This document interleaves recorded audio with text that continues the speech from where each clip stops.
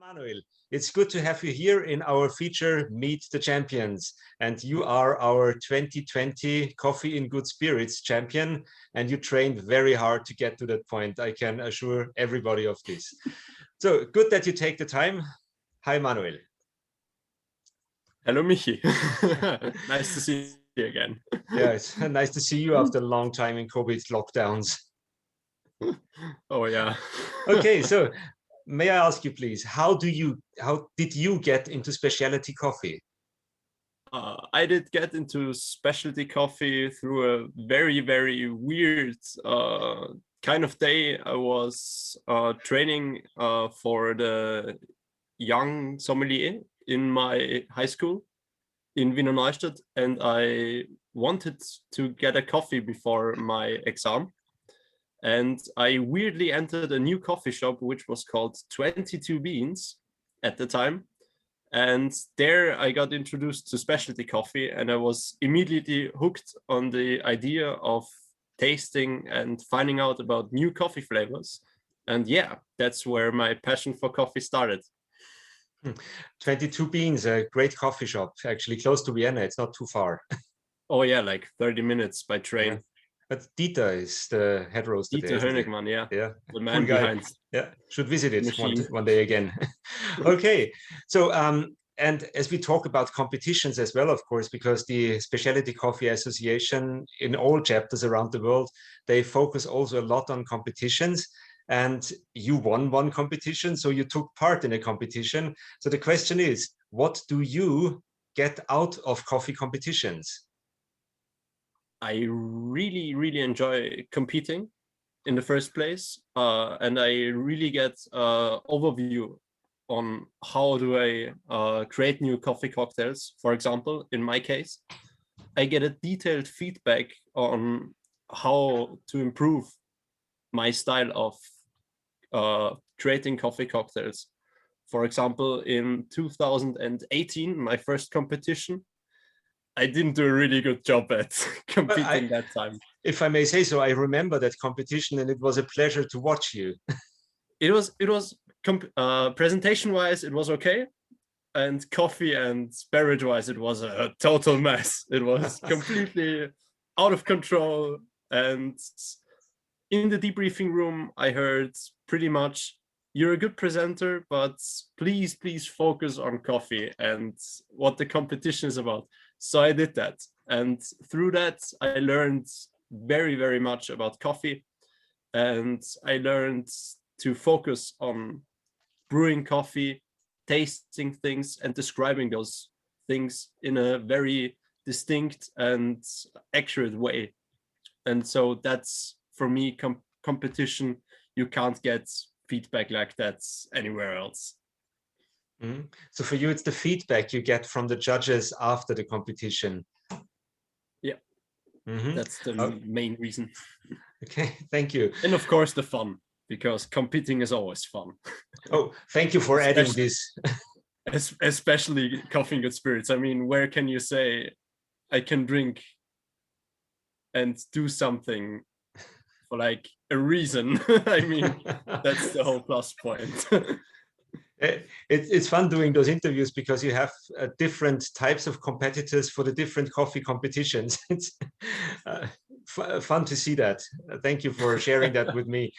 Okay, so and as you said, fun is a part of the competitions. Let us think of those good moments we have with coffee. So can you share your best coffee moment you had so far with us? My best coffee moment. There's so many. Thinking about one moment in particular was in 2019 when we were in Berlin for the World Coffee in Good Spirits. Daniel Nicola, the champ at the time of 2019, he was competing, and Madeline, our barista champion at the moment, was there. And I remember Madeline and me on the Finca Esmeralda booth, completely zoning out on those geishas. And we were like those total fanboys, like screaming and, "Oh, that's so much nice coffee. We have to buy something. We have to buy something." That was one of my best moments. Like, I've never tasted coffee like that before, and they were like, "Whoa." Those Austrian guys, they're just so much fun. I can't describe what they just said behind the booth, but they were like, "Look at those guys, completely zoning out on everything." Yeah, but that's something coffee can give you. When the deeper you dive into coffee, the more you find coffees which absolutely amaze you. Oh yeah, I can totally relate to that. There is no end to this. Which is great. Every time you go to like a coffee event or something, somebody brings you this really not that good looking bag of just a white plain retail bag of coffee, and in it is just like the best coffee you ever had to this point. Yeah, I can relate to that. Okay, so now we know that you're the coffee and spirit person. But coffee can be prepared in so many different ways. When you drink coffee without the spirit in it, what is your favorite coffee preparation?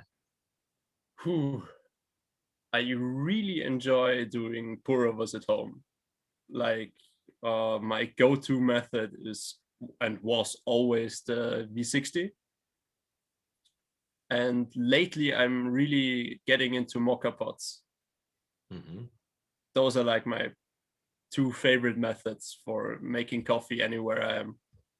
Like the V60 and afterwards the mocha pot, because you have so much versatile flavors. And for me, it's just like, I know what I'm getting, and I know I have my standard recipes, and every time I brew something, it turns out really good.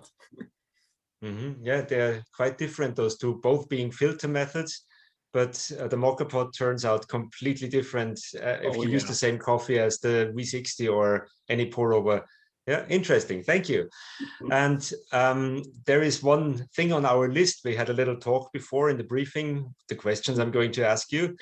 And there it says one spontaneous question in the end. So here it comes. Can you remember the last coffee you tried which absolutely amazed you because it was so different than you expected? I'm drinking it right now. Really? Which, this coffee is just amazing in all of the good reasons for, like, it's a Kenyan washed coffee. Mm-hmm. Like a really standard SL28 and SL34 variety. But it reminds me of so much of a geisha that I had in the Postgarage at our place in Dornbirn. Just tasting like rhubarb and vanilla custard and so much fruitiness and so much acidity. It's crazy. And it's just a washed coffee. And I was like, what? That can't be a washed. Are you kidding me? That's a washed. But that is exactly what coffee makes so cool, because you always get a surprise around a corner where you don't expect it. It's like having all those searching for coffees to compete with, and having those extraordinary coffees, or just trying those extraordinary processing methods like semi-carbonic fermentation and you name it, and then going back to a washed or just a natural, and they're like so much more complex in a way, and you're like, whoa, what, did I read the wrong label or something? But they're just those standard kinds of fermentation, and I'm really amazed by how you can just take those simple processing methods and just devotion by the farmer, and just it turns out to be an amazing coffee just on its own. It's great that you kind of pinned it in this last sentence. You said it's all going back to the effort and to labor the farmers and the processing stations put into this agricultural product, coffee. and we can enjoy those flavors all over the world. That's just, yeah, I could cry because it's so great. That's just amazing. Okay, Manuel, it was a pleasure talking to you, and we wish you all the luck in the world competition. Yeah, let's see where and when it really takes place in the end. Hopefully this year in Taiwan. we all hope for 2021, yeah, because Taiwan is scheduled in November, is that right? Yeah, or in the middle of November. Yeah, I think so was could be safe. Let's see if Athens happens at the end of June. That's a little bit more vague. Yeah, so we'll find out soon enough. That would be really great, but yeah, we'll find out soon enough. Okay, Manuel, pleasure talking to you. And for everybody listening to this, don't forget to visit Postgarage as soon as it's open again in Vorarlberg. It's a great place. Yeah, please. All right, Manuel. So all the best to you, and wish you best of luck in the World Championship. Thank you, Michi, and to you as well as Brewers Cup champion. Good luck for Athens, and see you soon. Bye.